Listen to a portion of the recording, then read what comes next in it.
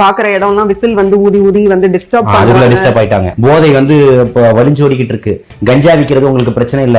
24 மணி நேரம் சாராய கடையில பிளாக்ல கிடைக்குது, டாஸ்மாக்ல, அது உங்களுக்கு பிரச்சனை இல்ல. அம்மா கூட போன பொண்ணு 2 காவலர்கள் சேர்ந்து அம்மாவை தள்ளி விட்டுட்டு பொண்ணை கொண்டு போய் பாலியல் வன்புணர்வு பண்றான், அது பிரச்சனை இல்ல. 10ஆம் வகுப்பு படிக்கக்கூடிய பெண்ணு தன்னுடைய ஆண் நண்பரோட சென்னைக்கு வந்துட்டு திரும்ப போகும்போது அந்த பொண்ணு அந்த பையனை அடிச்சு துரத்திட்டு ஒரு காவலர் கொண்டு போய் அந்த பொண்ணு பாலியல் வன்புணர்வு செய்யறான், அதுங்க பிரச்சனை இல்ல. கோயம்புத்தூர்ல விமான நிலையத்துக்கு பக்கத்துல தன்னுடைய ஆண் நண்பரோட கார்ல உட்காந்து பேசிக்கிட்டு இருந்த பெண்ணுக்கு நடந்த பாலியல் வன்புணர்வு என்ன மாதிரியான பிரச்சனைகள் நடந்ததுன்றது எல்லாத்தையுமே பார்க்க முடிஞ்சிச்சு.